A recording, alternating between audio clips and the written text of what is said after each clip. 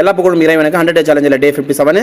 இந்த உடல் எடையை குறையிறதுக்கு நம்ம முக்கியமான காரணம் உணவு இருக்குது. நம்ம வாக்கிங் பண்ணுறோம், எக்ஸசைஸ் பண்ணுறோம், எல்லாம் செய்கிறோம். பட் உணவு நம்ம கட்டுப்பாடு இல்லைனா கண்டிப்பாக நம்மளால் உடல் எடையை குறைக்க முடியாது. உடல் எடையை குறையிறதுக்கு என்ன டயட்டான இருக்குன்னு சொல்லி நீங்கள் கூகுளில் சர்ச் பண்ணாவே கண்டிப்பாக உங்களுக்கு கிடைச்சிரும்.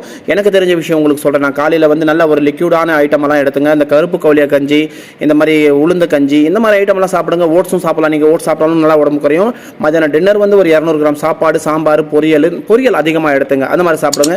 ஸோ ஈவினிங் ஸ்நாக்ஸ் மாதிரி ஃப்ரூட் சாலட்டு, குக்கும்பர் இந்த மாதிரி சாப்பிடுங்க. நைட்டு டின்னர் வந்து ஒரு 7 மணிக்கு எடுத்துங்க. ஓட்ஸ் கஞ்சி எடுத்துக்கலாம்.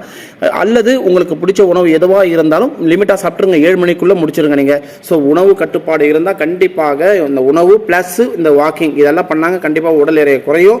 ட்ரை பண்ணி பாருங்கள். முயற்சி பண்ண முடியாது ஒன்றுமே கிடையாது. ஸோ என்னோட சேனல் லைக் பண்ணுங்கள், சப்ஸ்கிரைப் பண்ணுங்கள். Please please please please please subscribe பண்ணிட்டு போங்க. ஸோ நாளைக்கு பார்க்கலாம். நாளைக்கு பொழுது இன்பமாக அமைய எல்லா வல்ல இறைவனை நான் பிரார்த்திக்கிறேன். நன்றி.